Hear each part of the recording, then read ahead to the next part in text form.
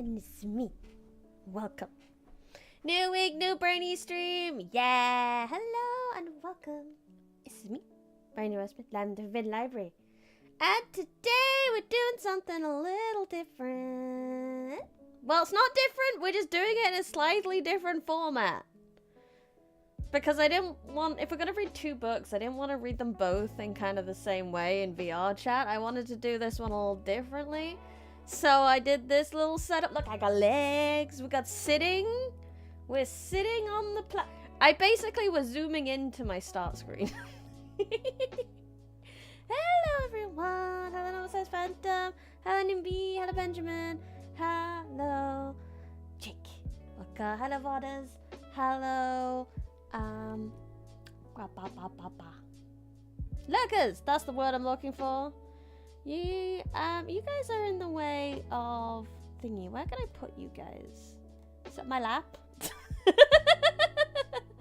No, I'm not sure I want you to sit on my lap. Where? Or maybe I should put this somewhere. Maybe I should go there? I don't know. On my face? No. I didn't think about this. Probably go in the corner and then you guys can go back up there. I don't want you to sit on my lap. You're heavy. I have the part in this book where the protector takes his protection mask off TM and he's like, my true name is Sancho Panza. Who knows? Well, I do a little bit. So you see with this book. Trent was one of the very first indie authors I ever worked with. So before I gave a go at streaming, I was trying to do like book blogging. And so I reached out to a bunch of indie authors. Can I review your book and post about it on my blog? And Trent was one of the first people way back when, so it's probably 4 or 5 years ago now, since I'm coming up to, I think, my 4th anniversary, stream anniversary now. Trent was one of the first people I read their book of and reviewed. And later on, the version I read is actually not the same as the version we're about to read, because Trent kind of disappeared off the face of the earth for a hot minute. And then he came back with a brand new version of his book. And we have actually read the start of this book before on stream. There is a VOD, if you go back, of the start of this book. But Trent got in touch with me recently. How dare you posture check me? Look, my posture's great. You can see the whole posture now. Yes, I'm curled up on a planet, but I can't stretch my legs again. So Trent reached out to me recently and asked if I could read the whole thing on stream. And I think that's because Trent has more than one volume out. I didn't realize Trent's up to volume 3 in this bad boy. And I'm like, holy duck, we need to catch up. We need to catch up. Nope. Spin, no, spin isn't gonna work today. I'm not letting you ruin. I worked hard on this. You're not ruining my posture with a spin. Fuck you, it's not working. I only disabled it. I'm ahead of you. I'm 10 steps ahead of you. You won't be ruining this beautiful posture. I am the streamer and I have the power. That's a little story about this. Yeah, I want to spin. Not in these streams. You can spin me in other streams. You can spin me when we play Limbus tomorrow, but not today. Oh! How dare you? I am not bold! Just because I refuse to spin you, I am BOLD.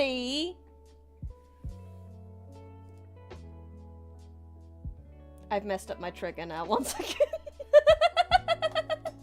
I've messed my face up. 1 minute. There we go. Oh no, my glasses fell off. There we go.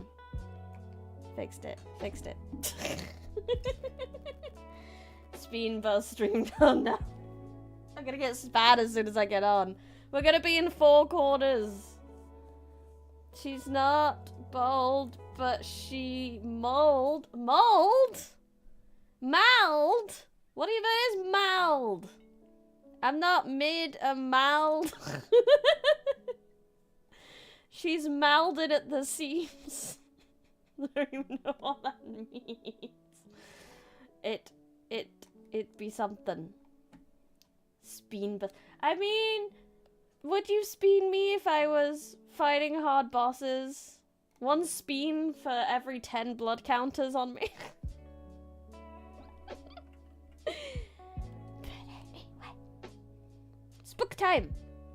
This is gonna feel so easy to read compared to Don Quixote. This is gonna be a nice chill time. Where we get to read a nice chill book. 3rd edition! Scanning, uploading, just read the book without permission is theft. I have permission! And paying, technically. It's technically a paid promotion, by the way. Technically. It is a paid promotion. I got commissioned. It is a paid promotion.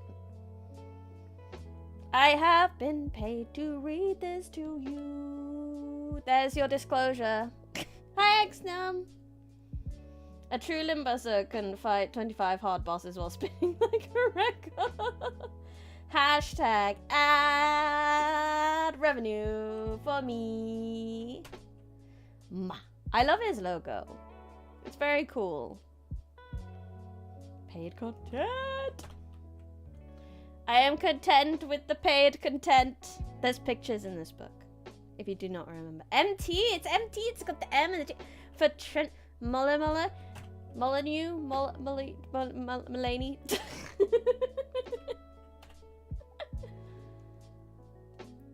He has a monograph. Why don't me? Because I mean, because my monograph would be absolute BRS. Absolute BRS.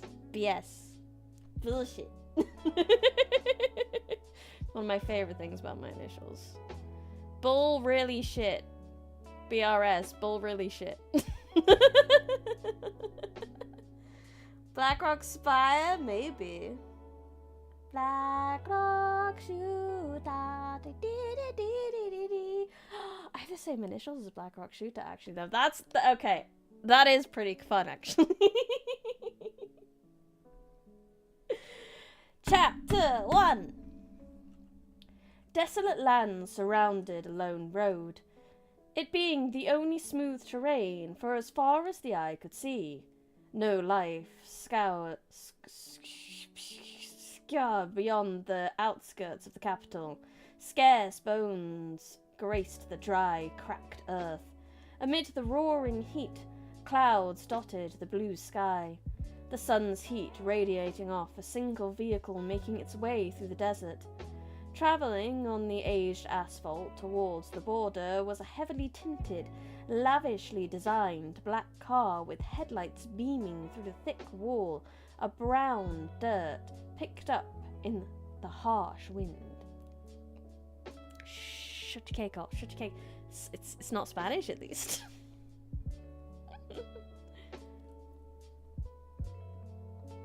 The new vehicle was sleek and would have been immaculate if the dirt wasn't trying to stain it. A recognizable teal-coloured cursive E symbol brandished the front doors, so familiar in fact that the driver was forced to wear a suit with it embroidered into the silk of her tie. The driver's hazelnut eyes darted continuously from the rearview mirror to the long road ahead as one of her passengers sighed. The young adult, disgruntled with her predicament, slouched and crossed her legs, peering out of the window to the vast landscape of nothing. She rested her chin on her fist. "I can't believe I have to wear this stupid thing," she muttered under her breath. "The dress?" the driver asked, her eyes lingering on the girl. "Yes, the dress. It's not my first, second, or third choice. It's just... ugh." She grunted, looking down at her aquamarine romper dress with gold embellishments. "I'm about to attend college, dressed like I'm going to date a pompous rich boy." "Would you prefer that option?" the driver prompted, predicting the answer inside her head. "I'd put up with a dozen lackluster dates over college, but if my mother put all this effort to send me to this prestigious place of all learning, I can't say no. She even got Mikhail to complete the entrance forms to guarantee our entry. They cheated to get into school. God, who does that? Rich people, clearly, but who does that? He is the most sophisticated of us all, I suppose. The driver sighed. The young adult's eye became transfixed on a ring that adorned her left hand, flexing her hand as if trying to view it from different angles. It's not just the dress that's bothersome. This silly silver is just annoying. I don't mind necklaces, but a ring? I'm not getting married anytime soon. And why would your parents ask you to wear a ring? Because it has the insignia on it, which is a stupid reason. My mother told me originally there was an old heirloom I was meant to inherit, but it's no longer available for me to wear, so I'm stuck with this. No longer available? The dress looks nice, Yulia. The second young adult in the back seat attempted to reassure her, cutting off the prior conversation. Ah, not the hydrates! How many are we getting? 1, 2, 3. I've only got 4. Was that it? Hydration jump scare. Absolutely. Hello, Maxwell.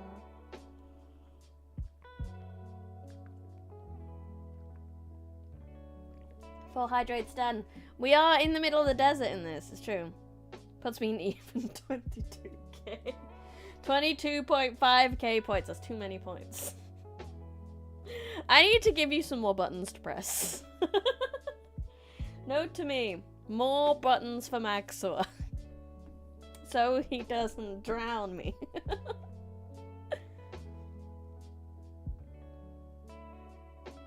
The second young adult in the backseat attempted to reassure her, cutting off the prior conversation.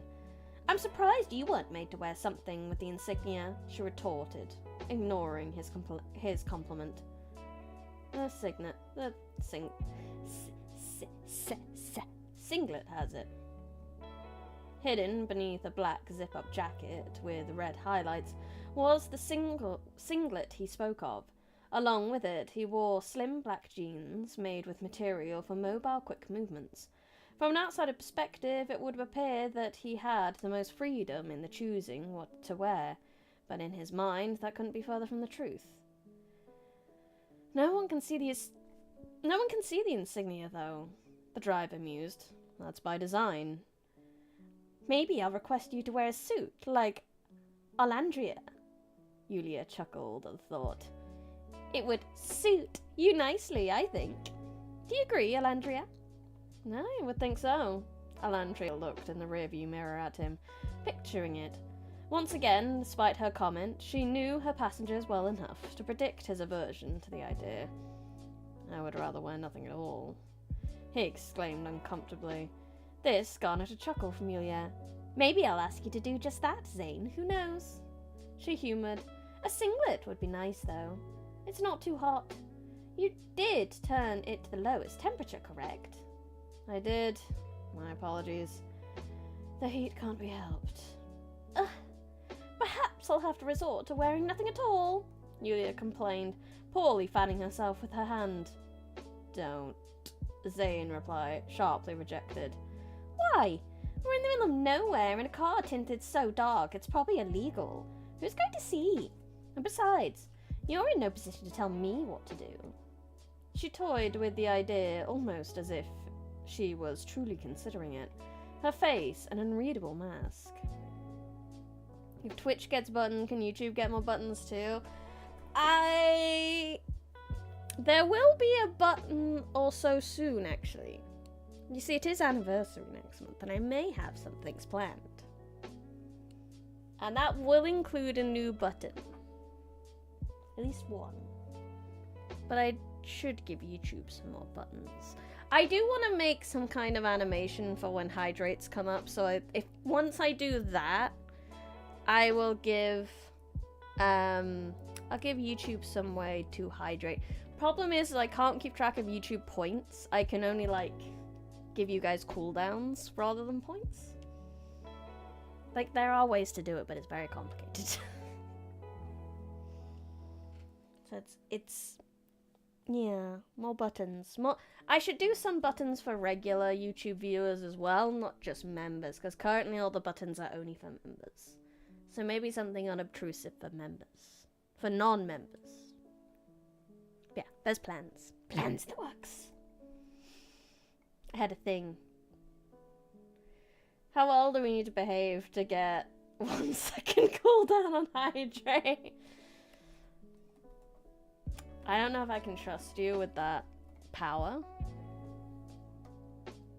The most hydrated tuber in the web. No, I don't want to drown. No.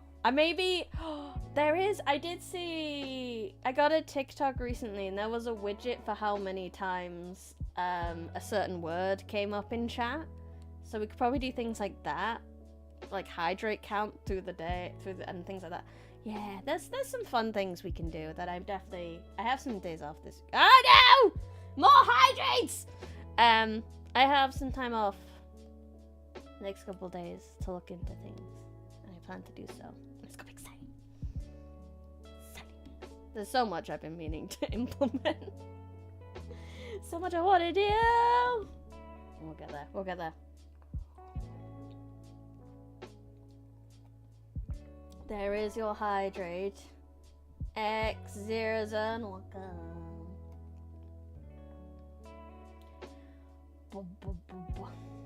Notably, that hydrate just now was not me. I know, for once, it's not you, Maxwell. Someone else is trying to drown me this time, but it was only one hydrate to be fair. A sensible single hydrate, not your bombardment. What would I do?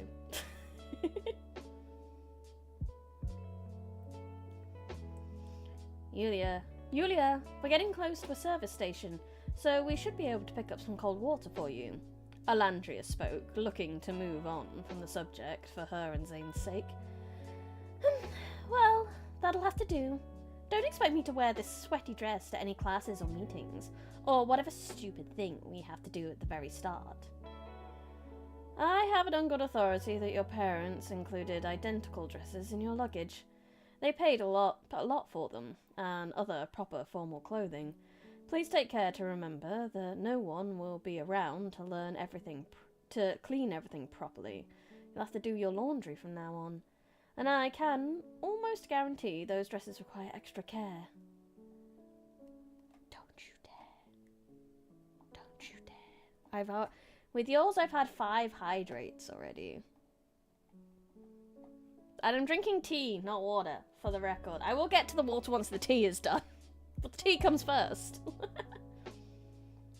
Don't remind me. I know it's expected of me to obtain this business and management qualification to run this stupid company.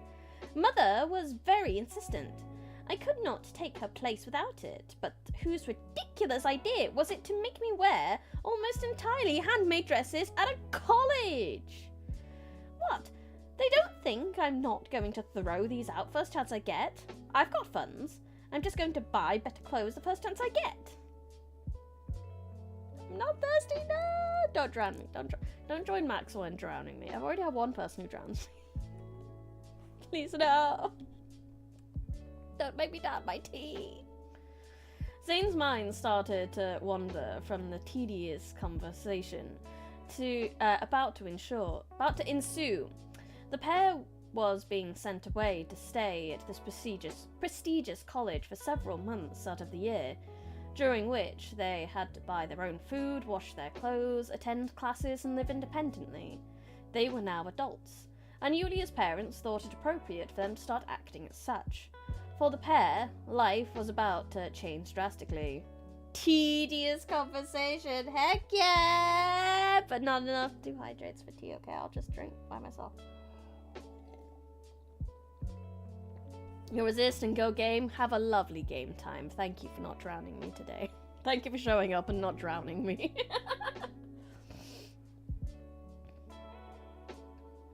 It hadn't dawned on him until now, listening to Yulia's complaining about their circumstance. Zane's service to the mansion in which he was raised was practically over.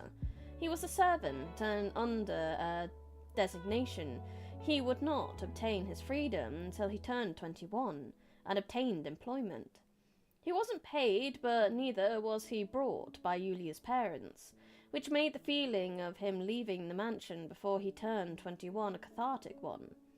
Obviously, one member of the Edra family was still going to be around, but he would no longer have to clean every surface of the mansion, slice dozens of vegetables, and work with adults who shunned him for his mere existence.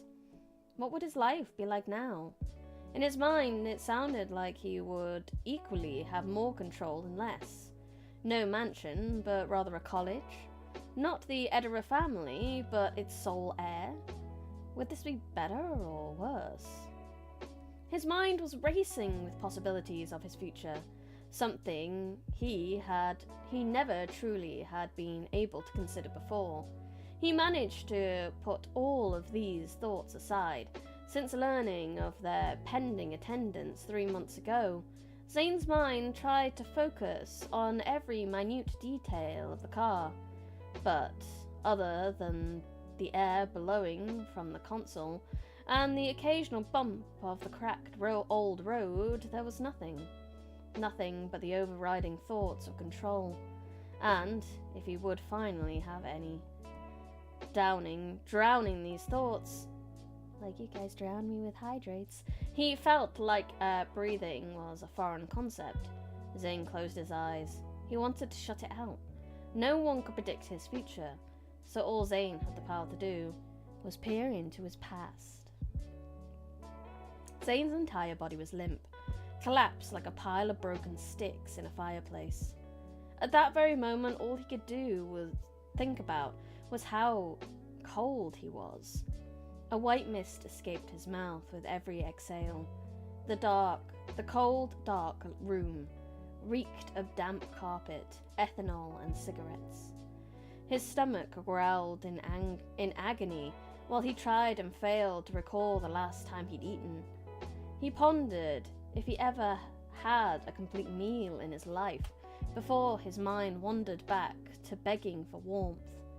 He shivered, the jittering of the chains around his wrists seeming to catch the attention of the man in the room with him. No one.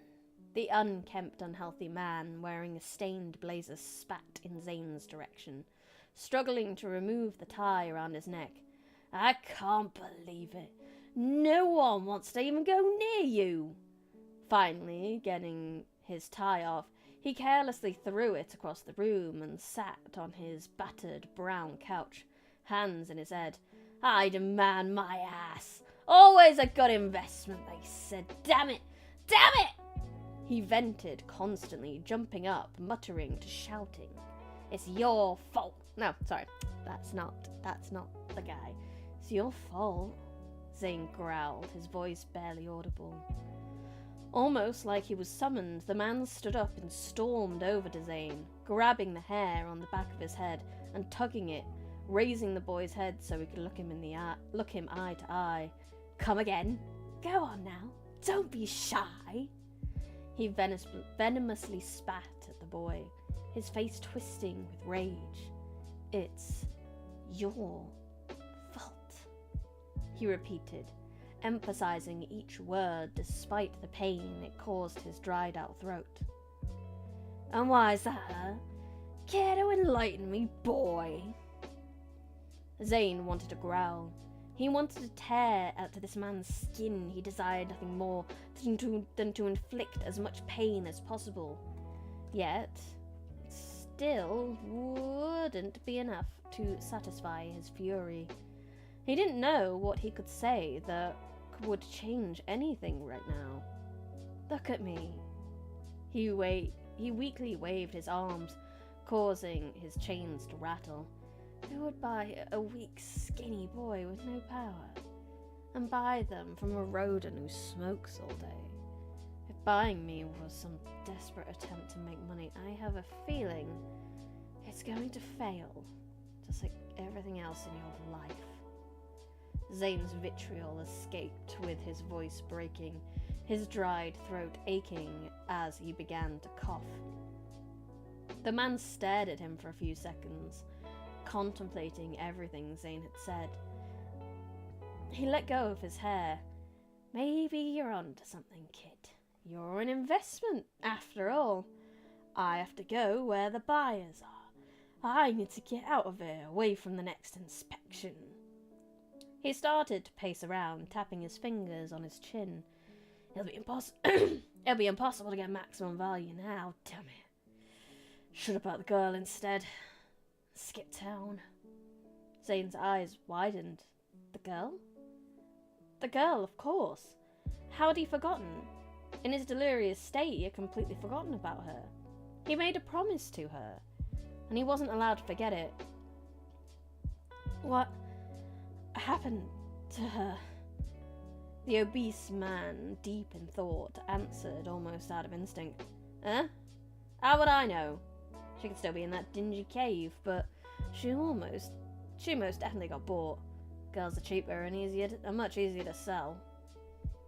Can I make a deal with you?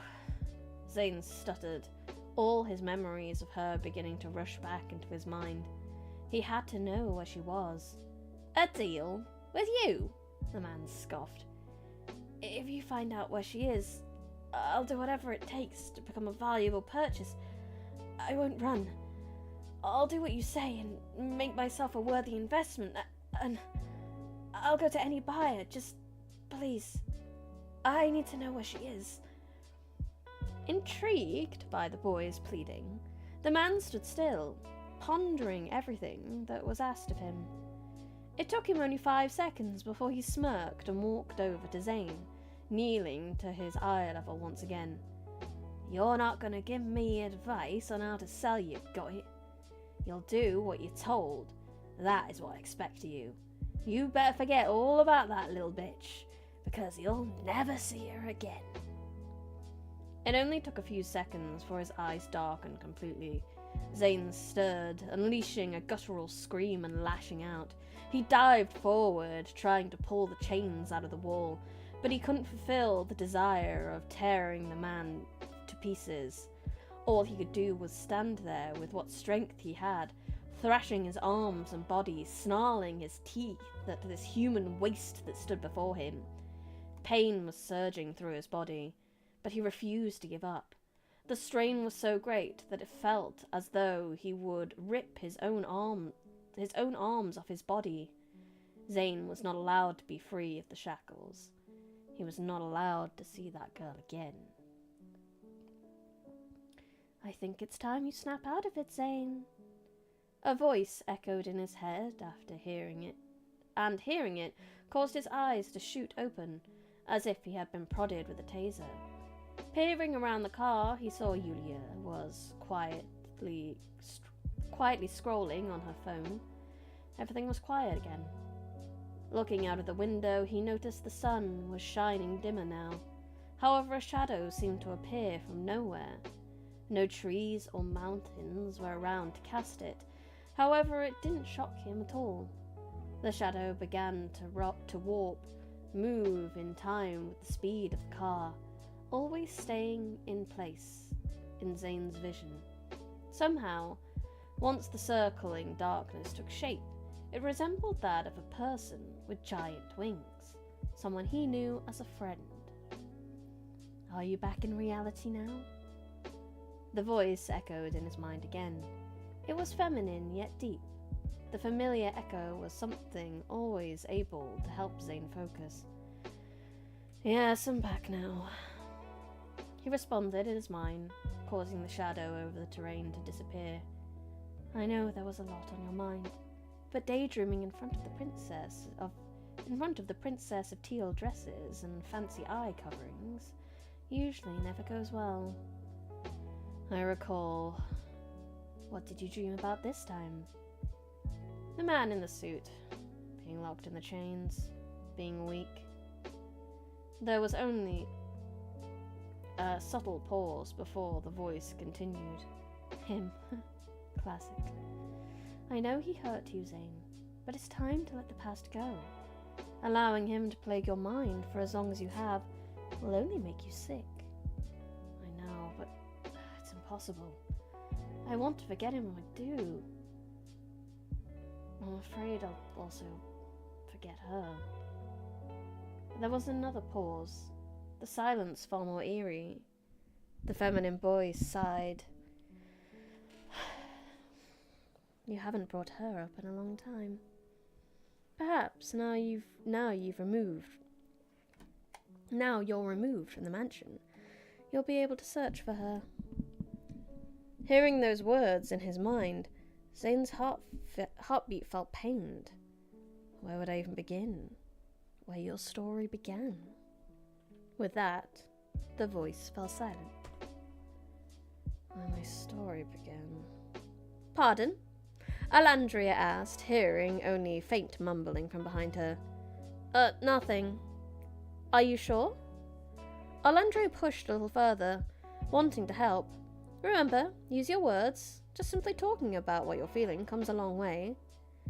She knew Zane would be hesitant with Yulia in the car as well, but Alandria felt compelled to try and help him, as she always did. Time has come and gone for words. That's why you have to treat your words like currency. The less of it in circulation, the more valuable it'll become. Yulia quoted, her voice almost emulating the tone and manner of whoever recited it to her. Spoken like a true Edria? Alandria lamented, her grip on the steering wheel tightening. And you were speaking like someone who has forgotten they work for the Edria family. I would never forget such a thing. She sat up straight, and her words were too formal, almost like it was a robotic response. Zane's heart dropped at the thinly veiled threat towards Alandria. He felt it wasn't deserved at all. Much of what she had been told over the past many years since becoming a servant was undeserved, but it wasn't his place to argue back. In this car, everyone knew who was in charge. The emblem largely displayed on his singlet felt like a constricting vice around his body. Even though it was hidden beneath the zipped-up jacket, he knew it was still there. He was so familiar with its design and shade of teal that it may as well be inked into his body. Why bother getting clothes embroidered? Zane glared down at his gloves. Another familiar brand adorned the padding. A small black diamond, shape surrounded by 6 distinct points that could easily be misconstrued for limbs. This was a mark that his kind was forced to display in some manner. He clenched his fist. It was just another label, another display that allowed the world to judge him silently. The sound of shuffling and moving next to Zane made him tilt his head and glance over. Yulia was now resting her head in her hand against the window, eye closed, her face neutral. She was attempting to get some sleep.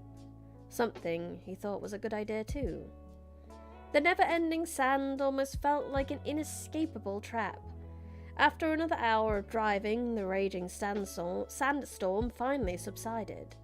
Alandria sighed in relief, as the welcome sight of the sun, barely before dusk, granted them an exit. The outskirts of a small town appeared on the horizon. Acutely aware of what surrounded him, as Zane felt the vehicle begin to slow, he opened his eyes. The yellow of his left eye glowed, a similar hue was the sun itself, still bright as it inched closer to the horizon. Peering out the window, he saw the border of the unrecognizable town, and a lonely fuel station sitting before that. Despite not knowing where they were, he knew they wouldn't make it to the college until morning. Once Alandria pulled beside a fuel tank, and the vehicle came to a steady stop, Zane glanced to his side to see that Yulia was still asleep. Her right eye was always obscured with a patterned eye patch. Meanwhile, her visible eye was closed, and her mouth sat partly open, with barely audible light breathing.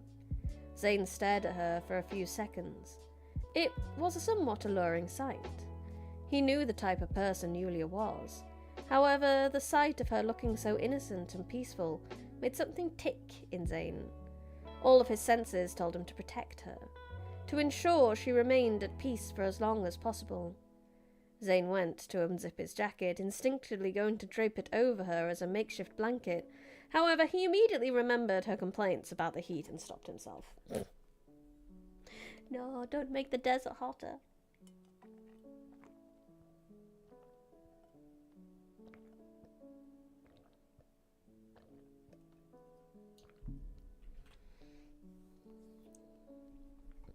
There's no point. What am I even doing?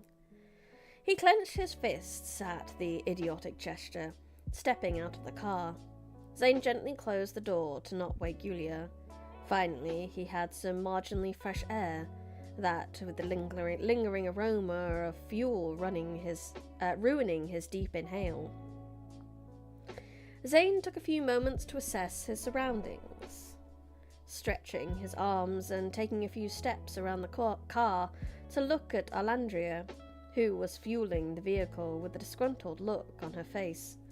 The fuel tanks looked prehistoric, manual pump.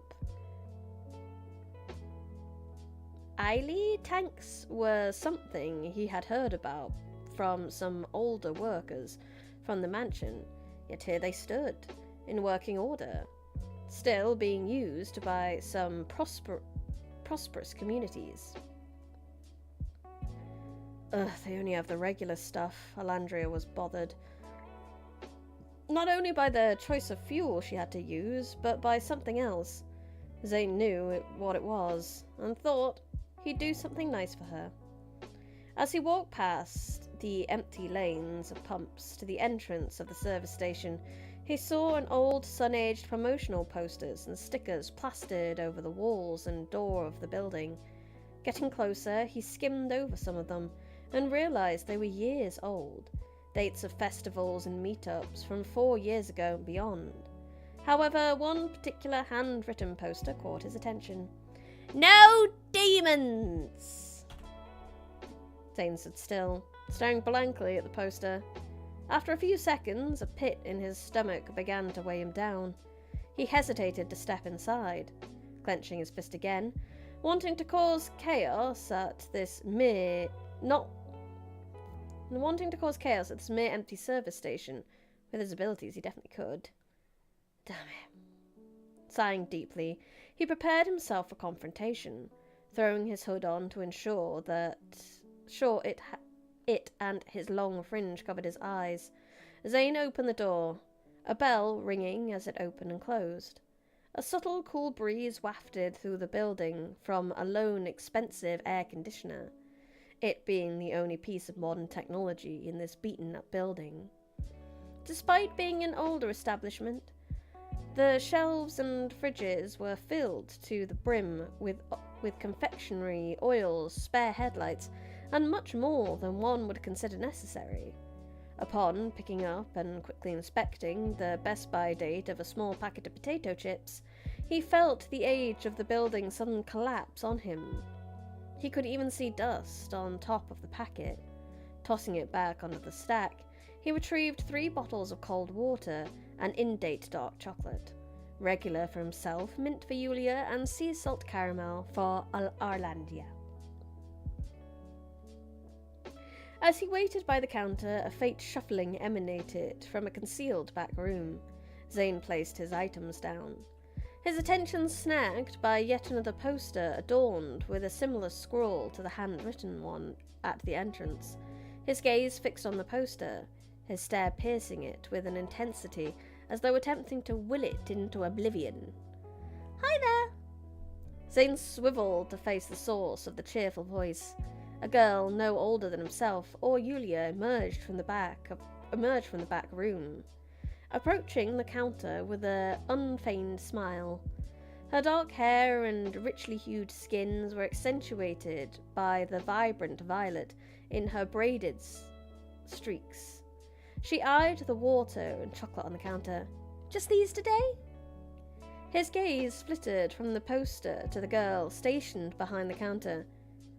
"Yeah, if that's okay." He spoke with reluctance, aware of the potential stir his presence might cause. Momentarily puzzled, she followed his gaze to the poster, then turned back to him, a fleeting panic across her face. Oh, my parents put those up. They're not the most open-minded about demons.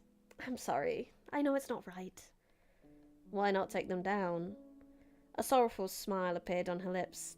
I can't. This isn't my station. I'm just filling in while my dad is in the hospital. I don't have anything against your kind, I promise. Slightly reassured, Zane nodded and pulled back his hood, meeting her gaze squarely. She paused, studying each of them on the counter with an almost meticulous slowness, as if deciphering some code that lay before her. You haven't been shown much kindness, have you? Could you imagine someone opening the conversation with that?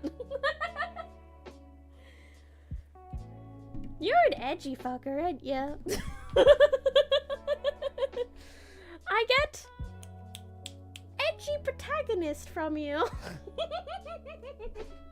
Trent, I'm not taking the piss. I just love that as a thing.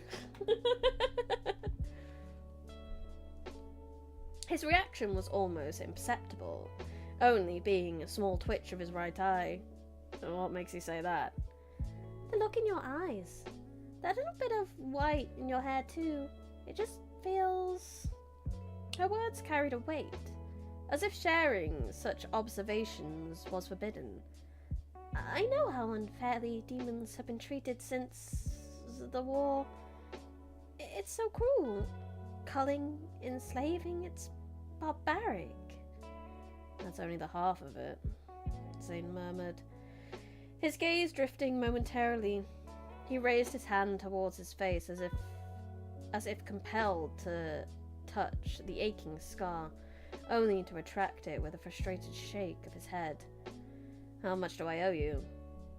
She hesitated, her lips pressing together, seconds stretched, prompting Zane to glance up at her, taking note of the hesitancy in her emerald eyes. Eventually, she pushed the items towards him. Take it. You've been deprived of basic kindness your whole life, right? Also, that'll be $3.50 for the chocolate. I should try that. When people want a sandwich at work and they look really tired, I'll be like, you've been deprived of basic kindness. Anyway, that's $7.50 for your sandwich. What? Take them. It's on the house. Why? Where are you heading?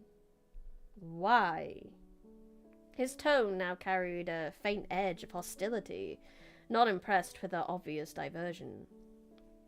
Because I'm curious. Strangers don't wander through here unless they're bound for Eldon or the college. A sudden shift transformed the girl. Fear dissipated, replaced by an unwavering curious demeanour. So, which one is it? Yes, you do that, Brian. I'm sure all chat will hope your next job will arrive quickly. No, they can't afford to get rid of me. Especially this week. I'll be the only person working from Thursday onwards. I'll be the only person working who didn't turn 18 on the job. I'm the adultest adult in the room this whole week. It's terrible. I shouldn't be trusted.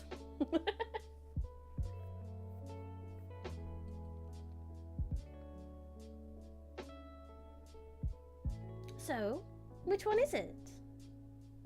Zane's gaze narrowed as he assessed her, weighing the risks and potential gains of revealing their destination.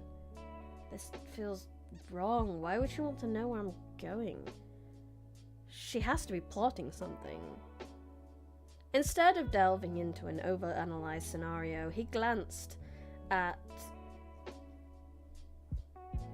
proffered goods and wondered if that was really true, if that was really the truth of it all. Or is it genuine? Is she trying to make up for the notices her father supposedly put up? Zane sighed. You're right. I'm attending Conker College. Conkers? Like the thing, like the nuts? I did Conker battles when I was younger. Her smile broadened. Really? Me too! She launched into a rapid-fire monologue as if Zane were her long-lost confidant. I was supposed to start last term, but my dad's situation pushed it back again. It was meant to be last year, actually, but we had to find a new house, that I had some relationship issues, but that's not important. As she rambled on, Zane's shoulders eased, deciphering the nature of this effervescent personality. He closed his eyes briefly, attuning his senses. It took a couple of seconds amidst the chatter for a subtle ringing to mute her words, allowing him to focus. He could sense her aura, a gentle, calming white, frantic yet composed, genuine and without malice. Zane finally relaxed with a heavy sigh, looking up to meet her gaze. What's your name? Caught off guard, the girl's expression mirrored that of a bewildered cat. Oh? I'm Nasrin. Sorry I didn't say that before. Rambling. Her chuckle was a heartwarming melody, completely void of any ill intentions. And you are? Zane. He gathered the bottles and bars, stealing a glance at the sign behind Nasrin, before refocusing on her. Thank you for this, he exclaimed while glancing at what he carried, uncertain for what words to use. Nasrin smiled cheerfully. But before you go, can I ask you something? Zane tilted his head, awaiting the pending question. What are you studying? He took a moment to think about that question, but it became obvious to him that most, if not all, the students attending this prestigious college would have a course in mind, and of them want to achieve different goals. At the very least, they had goals. I haven't decided yet. As if ready to answer the follow-up question, he immediately declared, I'm being made to attend Concours. Being made? Nasser was dumbfounded by the notion. Do you want to go? I don't have a choice. But if you did have a choice, would you still attend? It's pointless wasting thought on what I cannot change. With a momentary silence left between the two, Nasrin contemplated on what she could say. As Zane turned to leave, she hurried to add, I'll see you at Concours. Maybe you can give me a tour when I get there. Before he made it to the door, he glanced back at her, thinking only for a brief moment before nodding in her direction, making a half-hearted promise. Then stepping outside back to the heat, and the sand blowing in the wind threatening to blind him.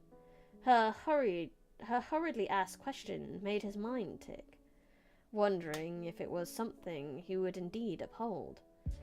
That would be dealt with later. For now, though, he had much more to think about. Alandria approached the door as Zane opened it. He held it open for her. She looked down at what he held and smiled. Thank you, Zane. She entered and Zane made his way back to the car. It was only marginally dirtied from the trip, though through the roaring sand. Nothing a quick wash wouldn't clean up. Peering into the back seat, despite the heavy black tint, he could see a lone teal eye through the window.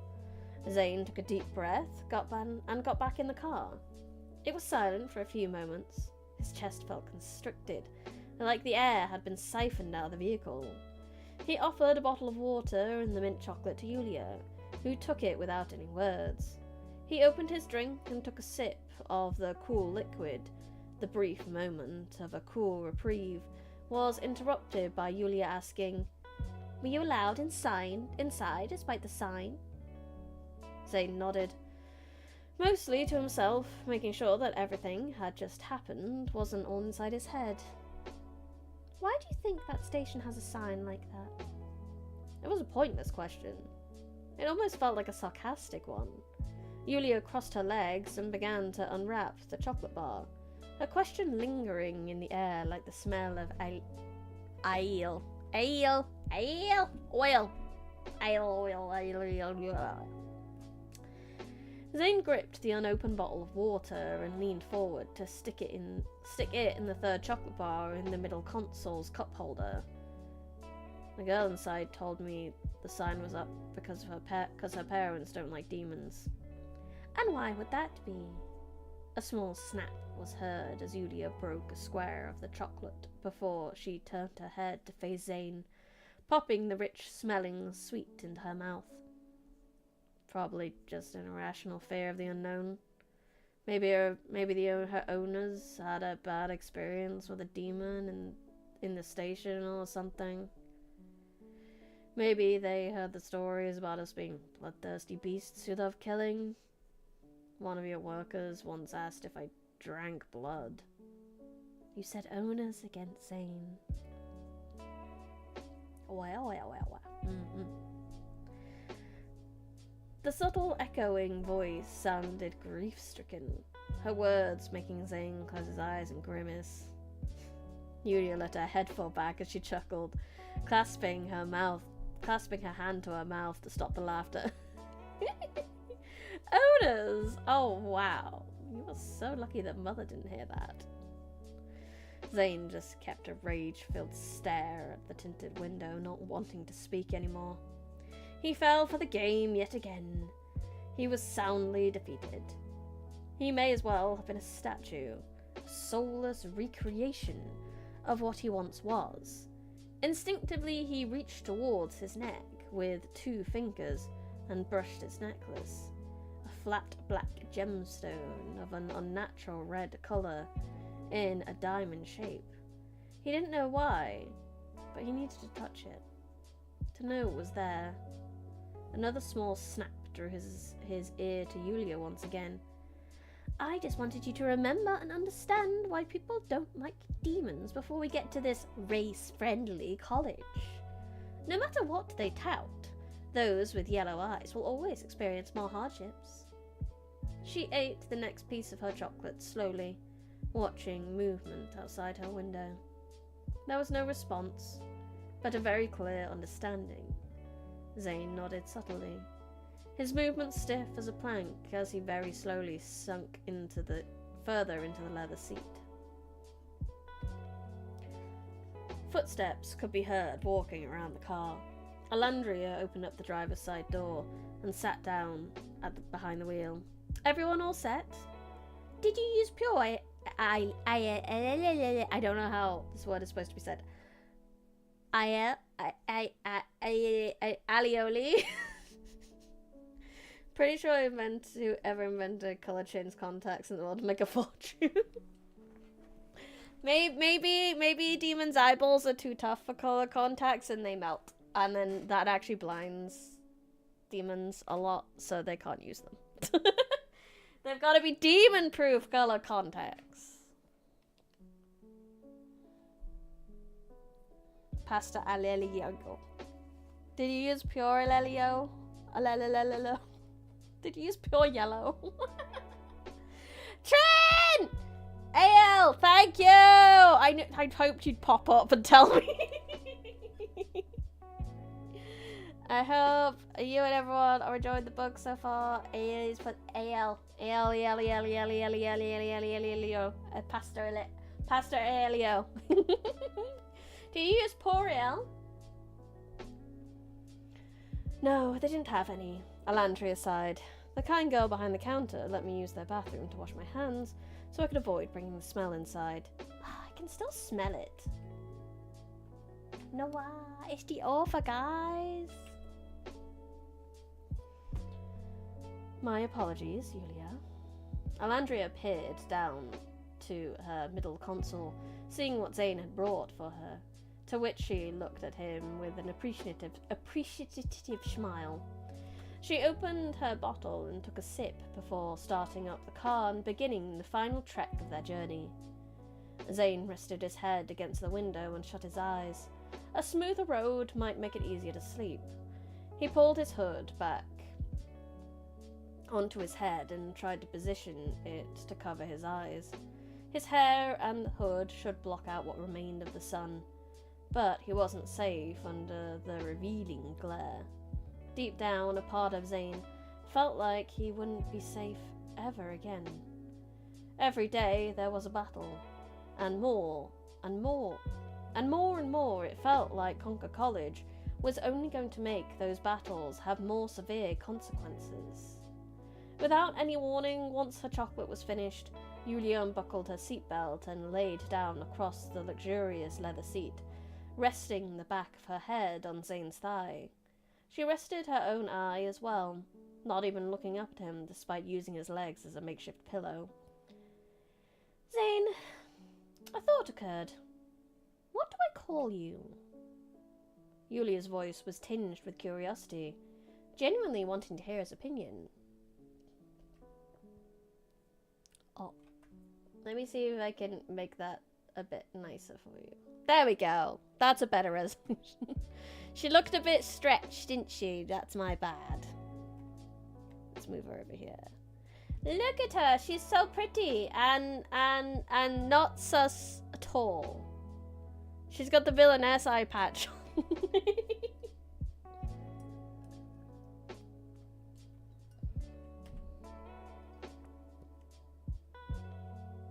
You called me tartar salad. You called me Sancho Panza. He opened his eyes, and through his hair, he peered down at Yulia, confused about the question. Call me? Are you my bodyguard? She contemplated in a somewhat condescending tone. My boyfriend? At the mere thought of such a suggestion, Zane's eyes darkened. The cool air in the car instantly became warm. Only Alandria seemed to notice. She glanced to the rearview mirror. My chef? Yulia chuckled. She's not, sir. She hasn't gone. Oh! She totally would, though. She's 100% that kind of character.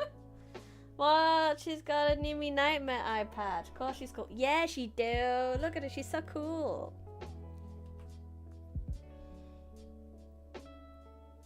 I don't cook, he responded bluntly, the air in the car cooling down quickly. Yulia laughed at his response, the sound ringing in his ears like a methodical tune, a familiar song with a few different singers. You know, my mother and father care about presentation. They would despise the idea of me calling you my servant in public. They never actually bore you, so that's not even correct to begin with. Regardless, I don't want people to get the wrong idea, and since I know that my mother insists that you remain with me during our time at Concord, we should be something, I suppose. So, what would you like to be called? Zane needed much more time to think about such an offer. It wasn't something he could just come up with on the spot. It felt like something that would define their relationship for the next few years. He didn't want to think about it right now. I need to get back to you on that one. Yulia shuffled around until she was comfortable, ready to take a proper nap in her position resting on Zane's thigh, keeping her eye closed. Let me know before we properly start the term, okay? Okay. I will, Yulia. To college! Chapter 1 done. She should be the childhood friend. She's guaranteed to lose because she's the childhood friend. It's true. We've already met a much nicer girl. So. Who is the romance protagonist? No, main romance. Who's the main romance?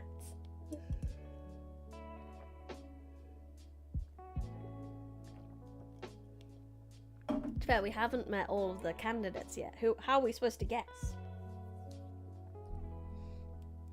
Zane stood in front of the looming central building that was the largest in all of Concord College.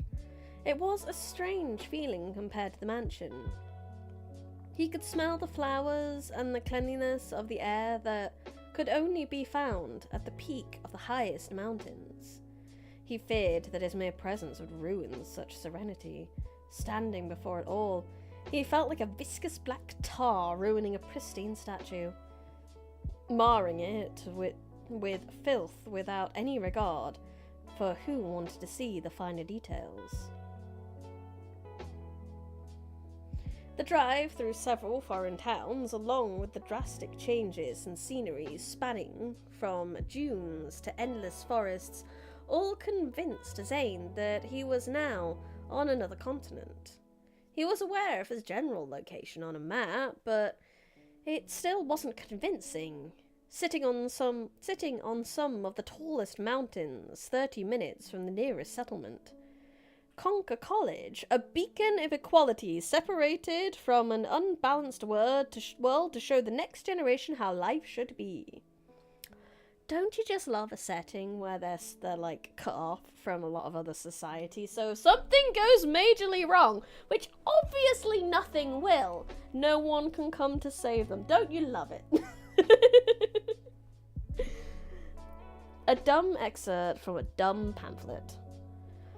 Bordering the fences of the college were vast bushes and enormous trees basking the scenery, which made the inclusion of a giant 4-story building quite the sight for sore eyes. Despite how grand it was considered, it was as if the college had been airlifted and dropped onto the spot. Nature surrounded them, but nothing felt natural about this prestigious college. Hi, Chase! Welcome! Just like every good slasher film. Yes! It looks old. Yulia stopped beside Zane and crossed her arms, clearly unimpressed. The rooms better not be rotting. Some people enjoy the older aesthetic, Zane added offhandedly. He compared the college to the mansion. Both were lavish in unique ways. The Edera coalition was always wanted to embrace the new. The modern renovations were a constant. At times it resembled more of a construction site. Meanwhile, this college was stuck in an age gone by, as if it were crafted in the time when the Light Queen and the Dark King wandered the land like mere mortals, only to be transported here, dumped in the middle of nowhere. Despite old-looking, it seemed intact, almost perfectly uniform. Okay, that's everything. Alandria set down a large bag behind the pair of new students, adding to the accumulated number of suitcases and bags she had already retrieved. Hello, Duckspace, welcome. Edria, thank you, Trent.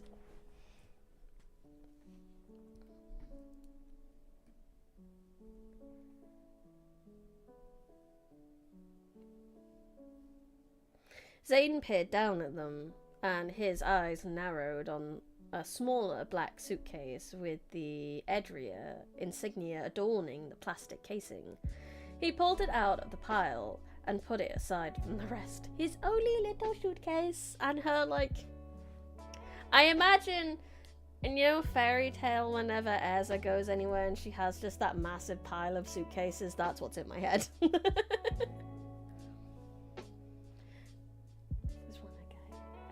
Good morning! A voice announced as footsteps crunched on the gravel ground while approaching the newcomers. Zane tilted his head and looked at who was approaching. A slightly dishevelled man in an old maroon suit and a black and white striped tie. A teacher? Doesn't look like one to me. Zane and Yulia, correct? Yes. That is right. Alandria answered for them, with a voice of equal authority to that of the teachers. He looked back and forth between the pair, silently judging who stood before him. Zane's eyes were covered by his hood, but he had an eerie feeling that the teacher would be able to tell what he was. My name is Mr. Underton. I'm here to assist you. I suspect you would like to take your luggage to your rooms, so let's take your bags to the dormitory offices and reconvene here in a few minutes. The teacher, who deceptively appeared unknowing, was able to formulate a plan quickly, then offered to pick up some bags. While the teacher, Arlandria and Yulia figured out who would carry what, Zane picked up his set-aside suitcase and began walking to the multi-story building labelled Boys' Dormitory. He walked at a moderate pace, glancing around at the odd few students wandering around outside. The sun shone brightly on the warm day. It was a makeshift spotlight onto the demon, dressed in black. Glancing up at the building, Zane looked at what felt like countless rows of windows, the sun reflected off the glass, tricking Zane into believing there were thousands of eyes leering over him. Just how many people attend here? His lips curled into a snarl as he made it to the front of the building. What appeared to be an automatic glass door remained shut despite his presence. Looking at the right, he noticed a panel with a green button, a speaker box, and a small black scanner with a red light. It was a typical setup Zane had seen before at hotels. Whether lavish or not, they tended to have some manner of security entry system. He pressed the green button and spoke monotone. "I need to get inside." After speaking, Zane thought that his sentence could easily be misinterpreted as a threat. He didn't care, but would it be wise to establish such a person on the first day? Should he be acting any differently than usual? Could this college even be considered dangerous? It's lauded as a prestigious, race-friendly place. You can't make that judgment on the first day. So what, just continue believing everyone is an enemy? At least until you know the standing of your kind here. It took a moment before the door opened, and Zane entered. What he saw was a simple, quaint common room with simple, faint yellow carpets and white walls with framed pictures. There were a few other male students seated on communal couches, speaking quietly amongst themselves. Zane stood still for a moment, wanting to test something. He closed his eyes, sensing all that was around him, focusing intently. His mind started to ache, as if light needles were slowly sticking into his brain. It was difficult to sense the surrounding auras. There were too many.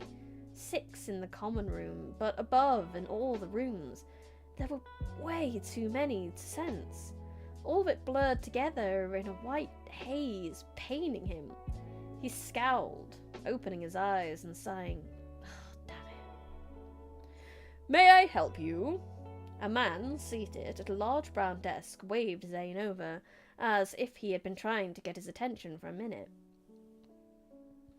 Zane walked over to the desk and peered down at the man. Dressed in fairly average attire. If there is anyone dangerous in this dorm, that teacher familiar, and this one can easily be ruled out. Zane waited patiently for the others to return. It was taking much longer than expected. He noticed several other students all dressed in vastly different attire, making many glancing in his general direction. He was aware that he stood out amongst the variety of attires. This was the most closed off. The others eventually returned from their struggle to deliver all of Yulia's luggage, the teacher speaking to them on the walk over. Yulia seemed uninterested, whilst Arlandia took in all information on her behalf. That wouldn't be something she could do for much longer. It slowly dawned on Zane that Arlandria was about to depart, much to his dismay. Watching Yulia walk closer to him, he realised just how dependent they were on Arlandria. She'd taken care of them and tutored them when no one else did. She was a rock that would soon be cast to the sea. Arlandria glanced at Zane as they approached and smiled warmly at him. He felt a sting in his chest. He'd never taken the time to appreciate what she gave to him. She showed Zane how to clean the mansion, how to cook, and what words would least likely aggravate Yulia's parents. She only ever wanted to help Zane, and despite the fact that he had never shown it. He was grateful to know someone compassionate. "So, we need to attend a meeting before being let into our rooms," Yulia complained to the teacher in a tone all too familiar. It was a tone she tended to take with her parents. Thinking back, she used this voice when complaining about the dress they wanted her to wear, and that got nowhere. "Can I not get changed first?" "It's of utmost importance, I'm afraid," he responded with an air of seriousness. It almost seemed like a bead of sweat was dripping down his forehead as he looked at Zane and nodded with a half-hearted smile. "The main building ahead of you is where, primarily, all classes take place. I'll need you to head to floor 3, room 7. I'll organize for you two to receive a tour of the college grounds soon." Mr. Underton made his departure after his brief instructions. The three remaining stood in a quiet huddle, enveloped by the ambient whispers of passing students and the distant echo of footsteps. Yulia's detachment was palatable, restless as she scanned the surroundings, her gaze a study in quiet scrutiny.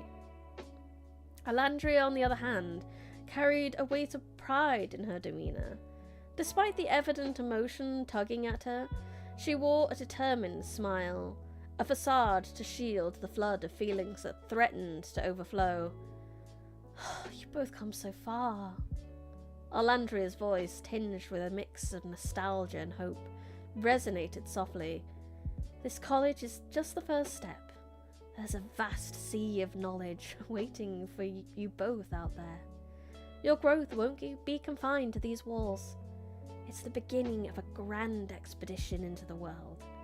And remember, taking care of each other is crucial," she added, her eyes flickering between Zane and Yulia, seeking assurance. Zane acknowledged her words with a nod. He carried with him the weight of a solemn promise to not just Alandria, but to Yulia's parents. The echoes of their final conversation etched in his mind with poignant clarity, leaving no room for misinterpretation. It was a pact binding him, the very reason for his presence within his college. The lack of an immediate response from Yulia prompted Zane to think about their earlier conversation in the car. "I'm more than just a friend. I have cooked for her before, but there's no way I'm calling myself a chef." 2 seconds, I just gotta mute. Wow.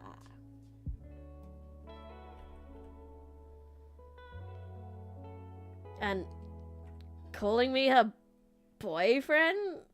It just feels wrong. But we're certainly more than friends, no doubt. Her parents told me I had to attend to keep her safe. They know that many people despise the Edrias, so keeping a demon nearby might dissuade them from targeting her. I guess I'm more akin to bait or a distraction. You're a servant through and through. Yulia, offering you a self-imposed title, is her way to keep that previous designation in the past.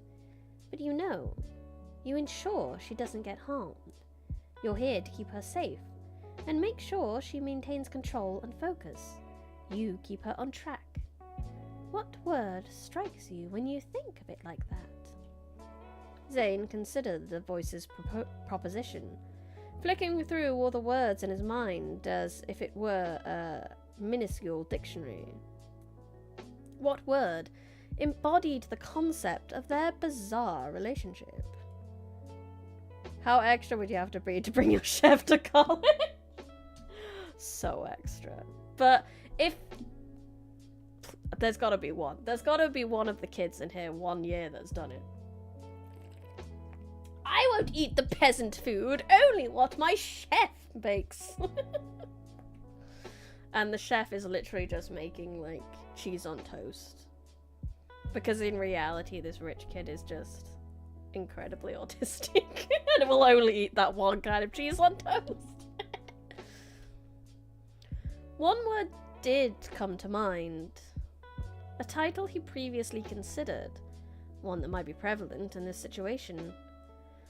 Right. I'll make sure he doesn't get himself into any trouble, Yulia responded mockingly, neither of her company being able to tell if she was being sarcastic. Alandria smiled broadly at the pair before stepping closer to hug them both. Only Zane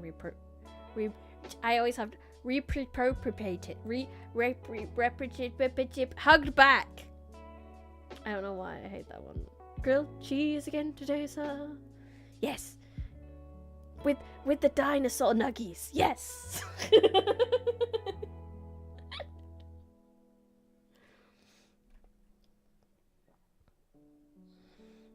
Peasant chef, I demand the swirly wheat pieces drenched in sauce aged solid milk.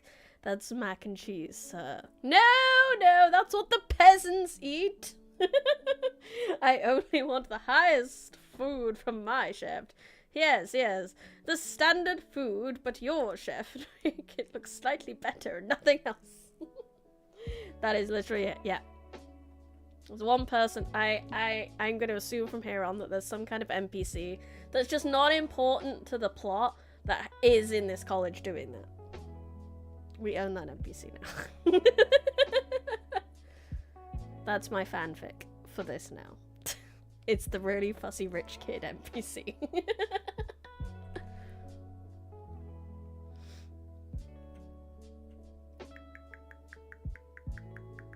Only Zane hugged back with an arm around her, whereas Yulia just stood motionless to the warmth. Be sure to smile, okay?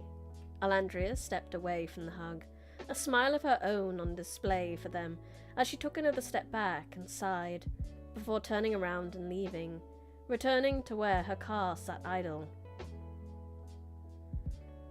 Thank you, Zane muttered, wishing he had spoken louder, or had said so earlier. His regret immediately diminished as Alandria glanced back at Zane nodding. It was almost as if his voice had travelled on the wind and delivered his parting message. Or at least he hoped so. It's the exact same one. Small sprig of parsley on top. Pie, sprig of parsley. Pizza and parsley. Cereal and parsley. Your microwave enchiladas, madam. Ah, yes, the radiation-imbued red sauce-drenched meat filled with mazy squares. Delicious as always, chef. Wonderful. Once Alandria was out of view, Zane faced Yulia. Her discontent and lack of reaction wasn't surprising to him, but deep down, he felt like she was also saddened. He watched her breathing falter slightly, as the weight of their situation had finally become clear. It was just them now, left behind at college. Two young adults who had zero experience in the real world. Yulia, I know what I am. She was caught off guard by Zane's words, blinking rapidly before looking up at him with raised eyebrows. Yeah? I'm a protector. That word felt right to Zane. Similar words like guardian or savior were both strange and too self-aggrandizing. Companion or partner just didn't feel right either, but protector. Someone who puts their own life on the line for those he cares about. That fit in his mind. Yulia smiled. I'm happy with that. Two adults with zero experience and only a 3-day supply of parsley? Nah! You want some toasted wheat bun with those funny plastic wrap cheese you used to toss at me like freebies when I was young? Sorry, miss, we only have the good cheese and not the processed one. We only have the good cheese, not the fake cheese. There was no condescension, no sarcasm. Her words were authentic. It fit the image of the pair perfectly. They both believed as much. Yulia turned on her heel and walked towards the entrance of the largest building on campus. Come on, We have to attend this silly little meeting before anything else. Peasant, the cheese comes in a can! Brilliant! Look, if I just press the button, the cheese comes out like whipped cream!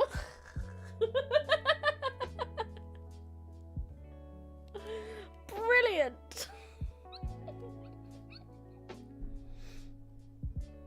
Of course, Yulia. Zane walked just behind her, a shadow to an heiress who would undoubtedly gain much attention at this college, whether it was good or bad. Zane would be there to protect her, to make sure the only darkness in her life would be consumed by him. The two entered the large building, multiple stories high and filled to the brim with classrooms. The air was vastly different compared to the dormitory, with boys and girls and nondescript students scouring the halls, most standing and talking. The walls stretched far with a simple but varied colour scheme, with a variety of artworks on display, the inconsistent quality implying they were the works of students. No one appeared to pay them any mind. Usually Zane would be able to tell, but with such an imposing number of people, there was no way. Whilst there was an elevator, the pair started to scale the staircase, each floor meeting them with a different source of students. Ignoring the second floor, they continued to the third floor, where the number of students was scarce. A small contingent of them were gathered at the far end of the visible hallway, talking quietly enough so they could barely be heard. Looking at their numbered doors proceeding in the opposite direction from the small group, Zane noticed that the numbers leading up to 7. He glanced down at Yulia to gauge her reaction to the new environment. She merely stood beside Zane, letting slip a long breath which almost seemed to be a disguised yawn. With Yulia not budging, Zane took the lead and walked over to room 7. As he approached, a sudden wave of energy struck him, almost as if he had run into a brick wall. His eyes widened. He hadn't even focused yet. Hello, Yaru, welcome. Yaretu, welcome.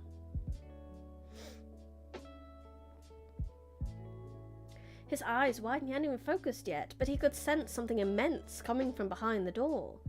He froze as if he were a statue being caught moving without permission, staring at the gold-painted number 7 metal sign screwed into the door. The energy he felt gave him an idea of what could be stalking inside the room, so he closed his eyes and focused. The white haze from earlier returned to his right and below him. Attempting to sense too many people made his brain sting, a faint buzzing noise accompanying the endless white. However, he managed to view what was beyond the door. 2 auras. One barely significant, with it being a simple small white blur. The other one, it was a harsh black. A scribble that changed rapidly in Zane's mind. In comparison to...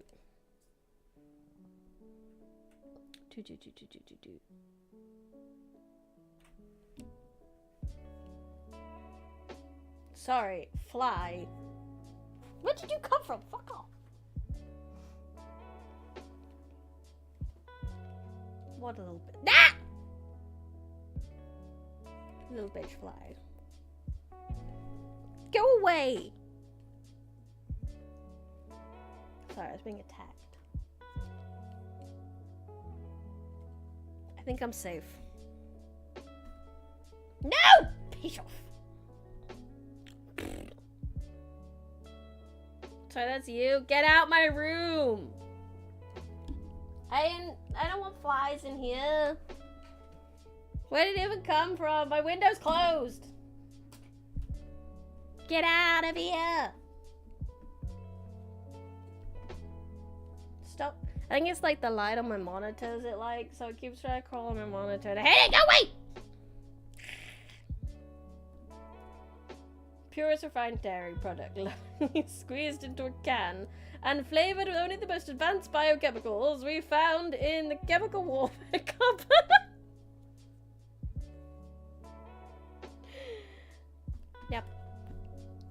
and then squeezed out into funny shapes, into the most artful shapes you could find. Those shapes happen to look like dinosaurs, sir? Yes! But that is mere coincidence. Anyway, where was I up to after that? See, now the black squiggle of my life was in fact that fly. You should have seen the aura on that fly, bro. The aura.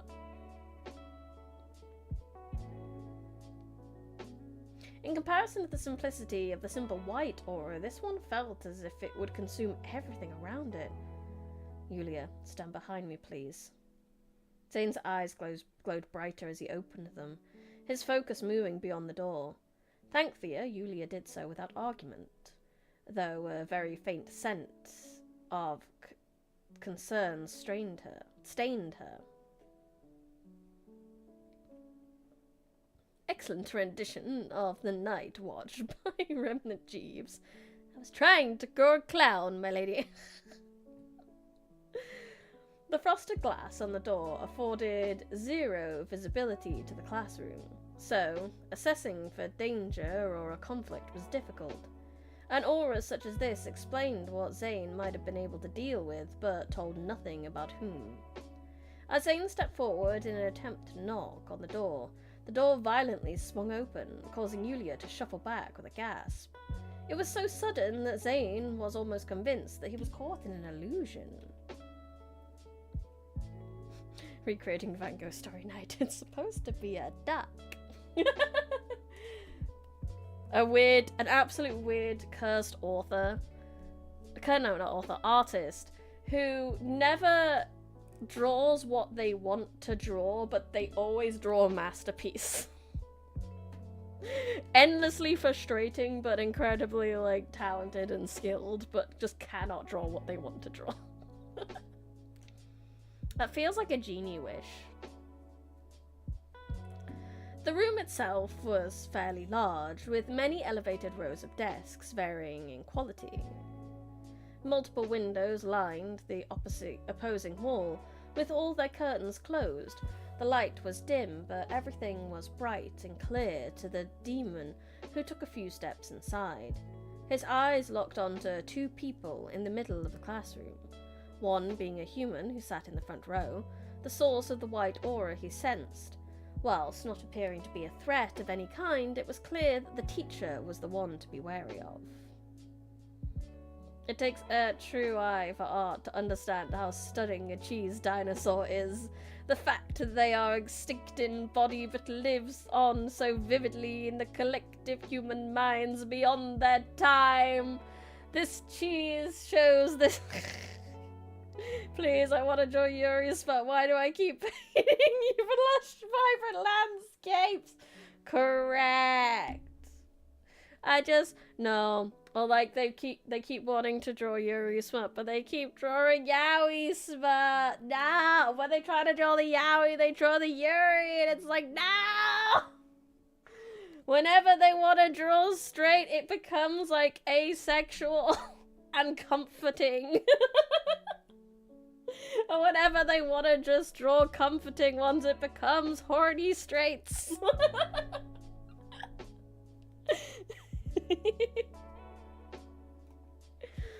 Terrible. They can't take on commissions. They're like we're making up a new artist now too. This artist wants to be like, no, why do I keep drawing hands, Sophie? They can't take on commissions. Everyone wants them to do commissions, but they can't because they can't draw what they want to draw, so they can't do a commission. They can only sell finished pieces and pray for the best. God, that would be awful. Take a seat, you two. A low, gravelly voice echoed from within the near-empty classroom. This meeting was meant to start 20 minutes ago. Cautiously, the two entered, with Yulia remaining a step behind her protector as he asked, "You're the teacher. I'm your teacher." Suddenly, the door to the classroom slammed shut, causing Yulia to shuffle again and turn around to see how it happened. No one was there to close the door. Zane didn't flinch when the door slammed. His stare remained vigilant on the one who possessed the distressing aura.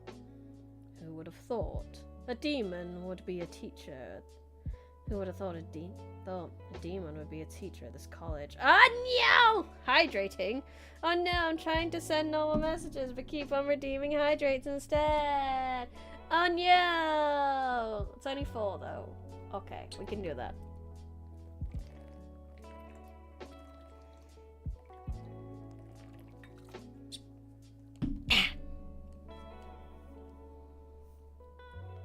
Don't forget this world-class artist is actually just the private chef of some spoiled rich girl drawing pizza sauce and cheese whiz. Oh no, but that makes it worse because then the rich girl will be like, I demanded dinosaurs.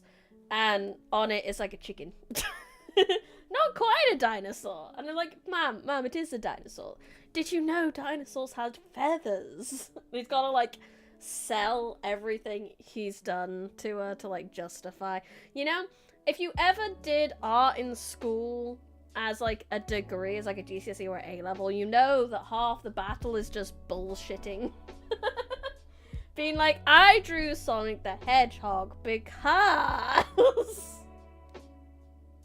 and then you just somehow connect it to what you were trying to do. Not that I have experience in that particular example. I have actually gained 100 points since last time, even after the hydrates. Boo. That's the beauty of it. That is the beauty of art. You can just kind of bullshit anything. It's great. There is no right answer, and therefore I am never wrong. The fly is back. Little bitch. It better fuck off tomorrow. I'm not dealing with this tomorrow. No! Get out! Get out.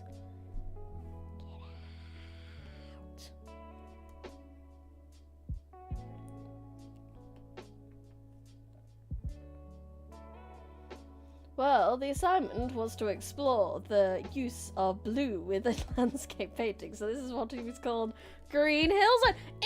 Exactly! Sonic can fit into any art project. You just gotta bullshit enough.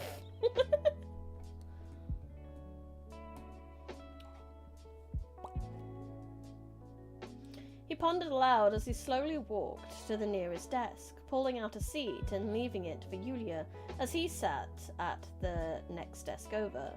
It took Yulia a moment of hesitation before "Fuck off, fly!" before walking over and accepting the seat, looking at the intimidating man who peered down at her and Zane. The teacher scoffed at this and scratched his scraggly beard. His tall but brooding stature was accented by his grey trench coat. "Ma'am, this is just split paint you had on your canvas that someone, out of spite, semi-burned. No, after this is an expression of man's tenacity to survive even after disaster and hardships." Exactly! Art is wonderful because you can never be wrong. We were told to find dynamic uses of blue and black within urban landscapes. I call this one shadow. And he's on a motorcycle in the urban landscape. Does he have a gun? No, but he's gonna go get one. Fuck off, fly! You're ruining my stream. You don't... Just because there's a camera doesn't mean you're gonna be on camera, Mr. Fly.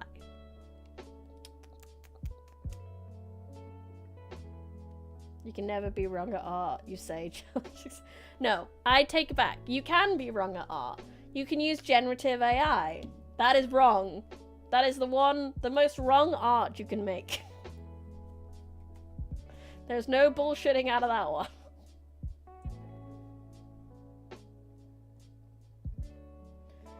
Before we start today, the name is Corwin. Not Mr., not Sir, not Teacher, it's Corwin. Take care to remember that. The three students sat in silence as Corbin glanced at all of them. None of them outwardly knew. Fly!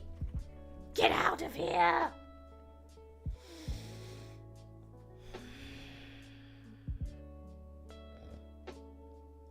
I swear to God. I got it! I got the fly! I'm a ninja! It still moved. You need to die more, I'm sorry. Murder live on... No! It escaped! I knocked it down onto its back and I thought it was dead and then it got back up. Next time, Fly. Next time.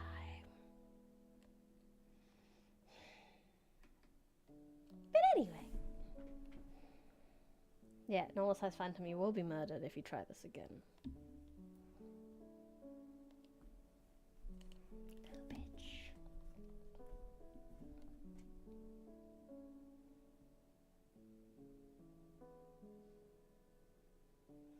The three students sat in silence as Corwin glanced at all of them, none of them outwardly reacting to his insistence. Now that everyone has arrived, we can begin. Good thing you're a phantom. That's true. If I kill you, then you just return to phantom form, I assume. Tis but a singular mortal vessel to your phantomness. He turned to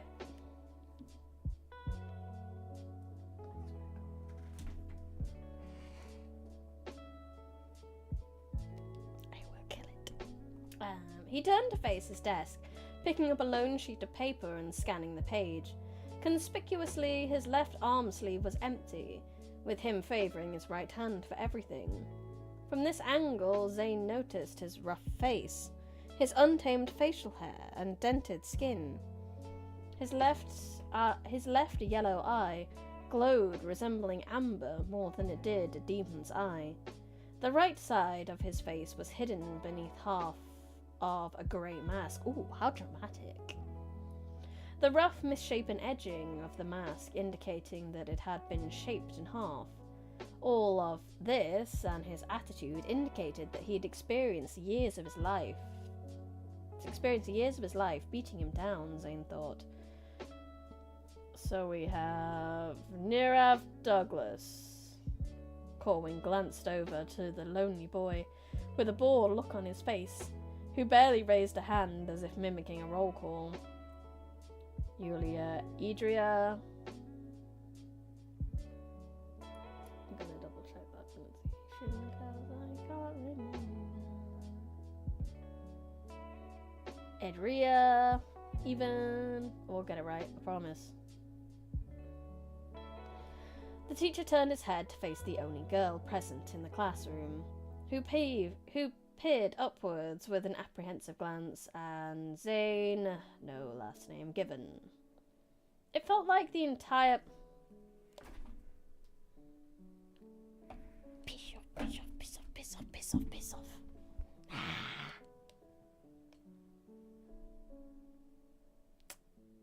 I'm gonna go bug spray. 1 minute.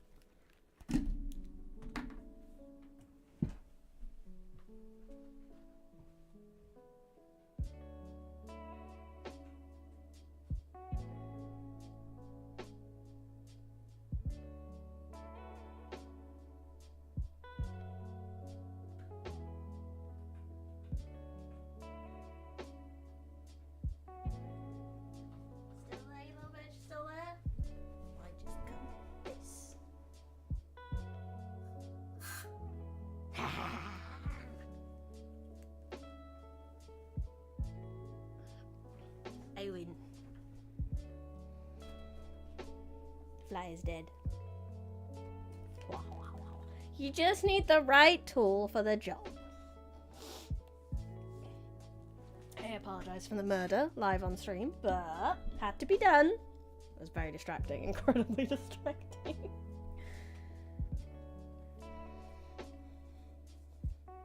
It felt like the entire world had set its eyes upon Zane at the moment. He didn't nod or say anything, but he didn't need to. Everyone already knew who he was. Just done a stinky poo? No! I killed a fly! Oh, you've done a stinky poo. Because of Vindaloo, Vindaloo.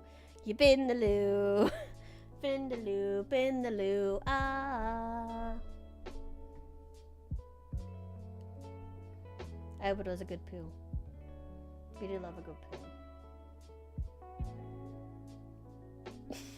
Sorry, I only say that because if there's a book called The Ask and the Answer, and literally one of the first lines is the dog in the book coming up to the main character going, "Good poo, Todd, good poo." Basically just saying, I had a good poo. I had a good poo. And it's so cute. Man, she's the best.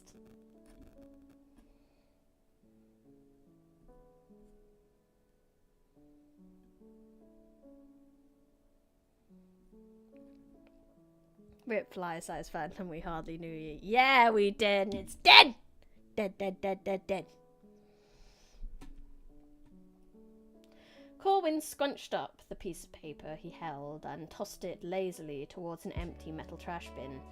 Despite the throw not seeming to make the distance to the bin, it seemed to defy gravity and float over until it landed in the bin.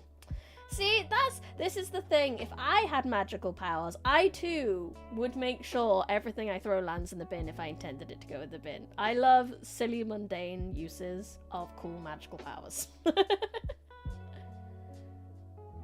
This caused Yulia to blink a couple of times to make sure she wasn't seeing things, before Corwin started to speak. You three have been brought here because you have all failed your entrance exams. He glanced at Zane and Yulia. You two have had your submissions disqualified because we do not believe you completed them yourselves.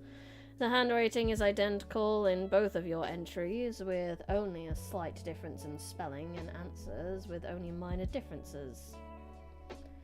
There was a look of guilt and frustration marking Yulia's face, a tinge of red embarrassment causing her to tilt her head down, almost being a complete admission of accusations. Her mother purposely took the entrance exams from them and made their smartest employee complete them.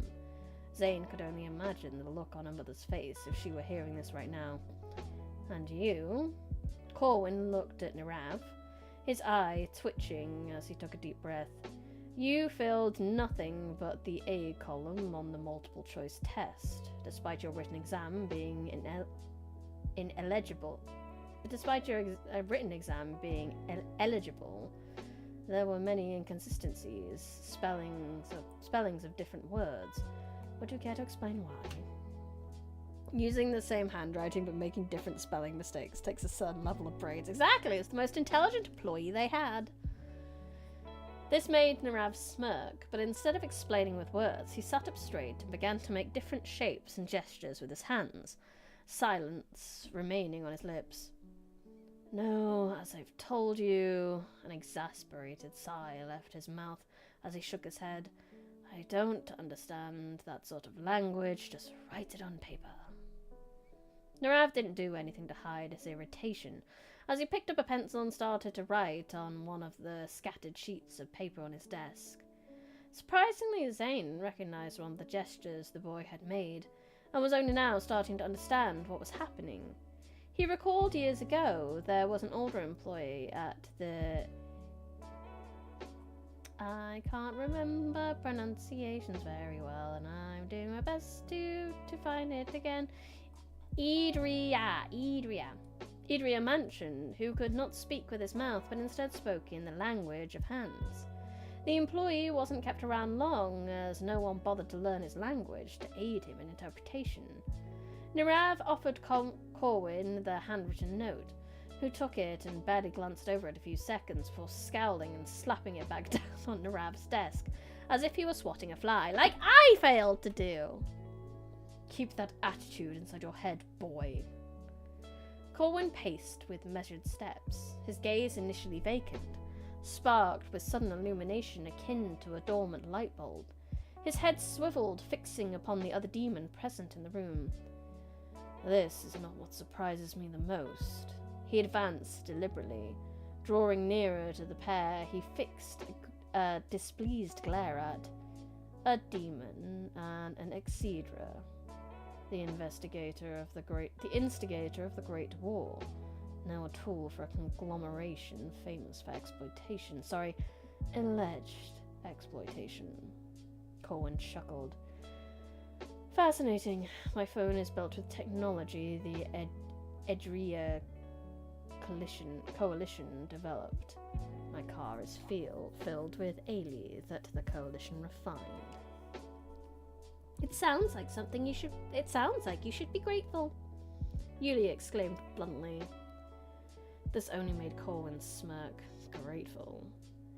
For underpaying underprivileged humans who don't know their rights, for exploiting trade agreements with far inferior companies, for using tax loopholes to squeeze your mother into the political sphere.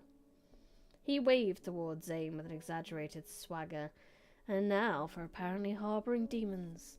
Yes, we are all grateful.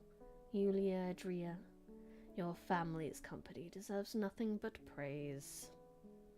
Corwin's verbal thrusts were sharp and pointed, establishing battle lines that dared retaliation. I am one of a kind in the Coalition, Zane retorted, with a statement he believed, but had no way of confirming its truthfulness. And you may want to rethink speaking to her in such a manner again. The barely disguised threat drew ire of all in the room. An incredible lack of knowledge whether a fight was about to break out kept everybody on edge. Such a loyal servant you are. Demon who accepts his lashings with a smile on his face. Zane snarled, you know nothing about me. I know that demons without a last name are almost always servants. The simple fact that you are a servant, the Idria, is another black mark on the Coalition's bleeding list of sins. What does any of this have to do with our learning? Yulia interjected, with her own discontent evident, bristling against the palatable pressure Corwin had imposed. Corwin looked at the girl with a sharp focus in his eye, his stare not breaking even for a second. I merely wanted to gather some insight about my new students. Since the three of you have been assigned to me for 6 months. So 6 months of us wasting our time with you. You're not special in that regard. I've had to do this for other students, some equally smart, some less so. Corwin finally stood in front of her desk, a lone teal eye meeting his lone yellow one. You wasted our principal's time not complying with your exams properly, so I'll waste your time by keeping you back for 6 months. Yulia's face scrunched up as she scowled. This is absurd! My parents will hear about this!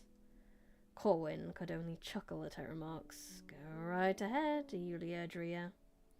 The only thing they'll be able to do is drag you back to your mansion with disappointment in their only daughter. I can see bright as day that you're only here so you can take over the Coalition while your mother moves on to politics. She absolutely is Malfoy, correct. Does that make Zane Dobby? No! Zane's a house elf. Shit.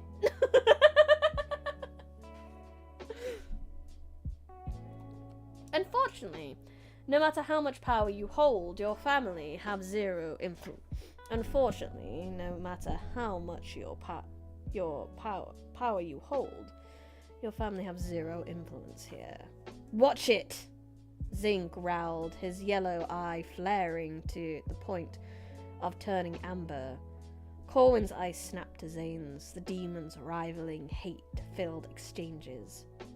He glared at Zane for a few moments before smirking, as if solving an invisible puzzle in his mind. But it matters not. Since you three are now my students, we shall begin. Corwin asked, Shall we begin? Corwin asked, looking between the three in his wake. Nirav didn't bother with any complicated gestures, just giving his teacher a thumbs up. Yulia and Zane both nodded passively, neither happy about their circumstance, but knowing they could do nothing about it. Good. Hours of one-sided conversation proceeded throughout the morning. Corwin explained to the three who failed their exams that this 6-month class would cover the basics of college-level education to prepare them for whatever course they intended to take going forward. This lesson took them to the middle of the day, only to be interrupted by the ringing of a loud, old-fashioned bell? Battered, empty-looking backpack. What? Oh, I accidentally skipped a page. I was about to say, a ringing backpack? That was nailed above the front door. While it rang periodically, not even Corwin seemed adjusted to the sound. Looking down and cringing at the noise, Zane couldn't help but do the same. Once the ringing subsided, "Hello, is welcome." Hi.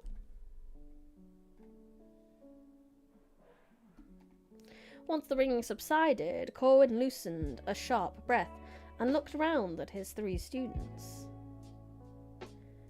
That's the end of this lesson period. You may do what you will for the rest of the day. Some lessons may last the whole day, others will not. I expect all of you to be here on time tomorrow, he said bluntly before staring at Zane. You need to stay back for a bit longer. Zane's brows rose at being singled out. Why? Ringing backpacks might be a bit more spooky than demons giving past context. Probably. I know he says he's done this for other students, but failing your entrance exams and still getting in reeks of privilege. Well, that's just how wonderful a college they are, and how nice they are to everyone, that they give you a second chance. It also seems to be like a weird, less of a like they failed and more of a they cheated, or they still show promise kind of thing. I think Yulia and Zane's situation is definitely a privileged situation. I don't think they would have said no to Yulia's entrance, regardless.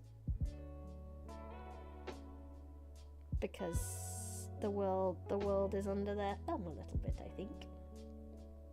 They control the oil. They control the world.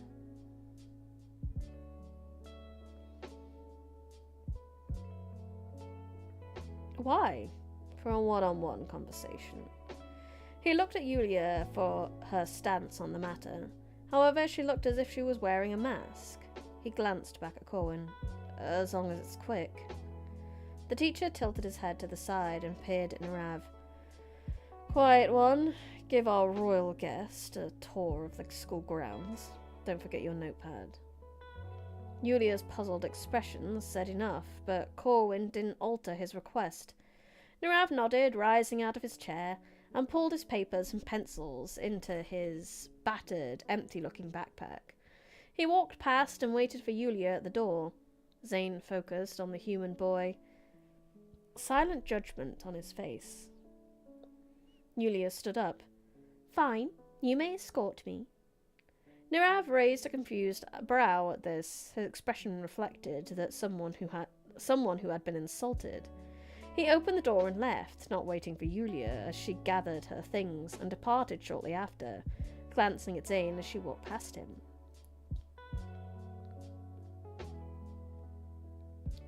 Now, he felt like the walls of the room had been closed in on him. It was almost suffocating, trapped in a room with an aura so suspiciously dangerous. Boy, answer me this. Corwin's consistent pacing throughout the whole morning had now ceased, instead peering at Zane as if he were a lamb being led to the slaughter. How well can you control your power? He hesitated to speak for a moment. Zane knew what he was referring to. The power all demons should be able to wield.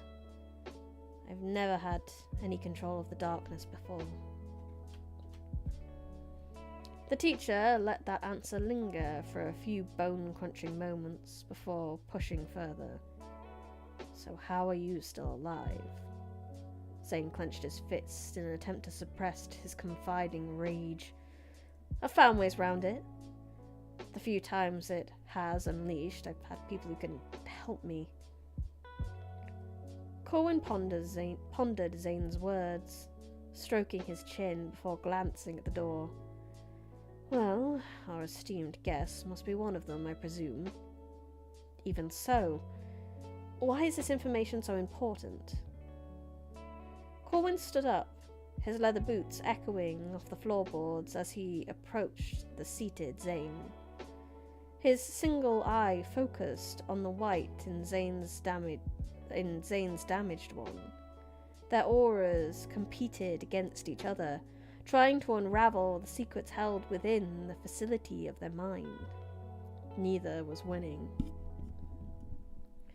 It takes great effort for a demon to master control over darkness.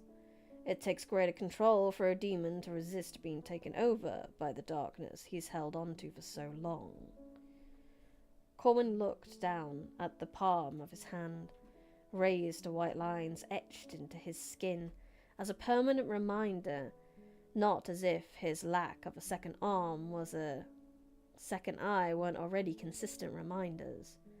Most demons can't keep their power under lock and key with strict discipline and training. Can keep it, but in time, it allows them to become stronger than any human or angel. But you don't even have a lock. You've been burying it inside. I imagine the few times it's taken over were moments of vulnerability. The simple fact that you haven't killed dozens in a rampage is astounding. Unless... He raised a single eyebrow at Zane, his mocking tone one of cruel nature. You already have, and your rich owners have covered it up. Zane's eyes pierced into Corwin like daggers. His instincts told him to violently throw his detractor through the window to his untimely death, but that would just prove his point, and likely wouldn't have the desired effect. I have people who can stop me. What point are you trying to prove? Because from what I can tell, your goal is simply trying to piss me off. Hi, Firehill, welcome. Zane muttered in a low monotone, his piercing stare threatening to break Corwin in half. How long have I got this chapter?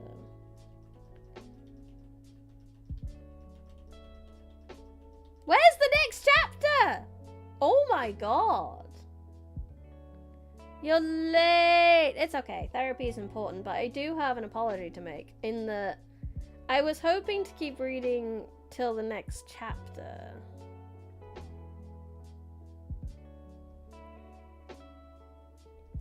But it seems the next chapter is quite far away.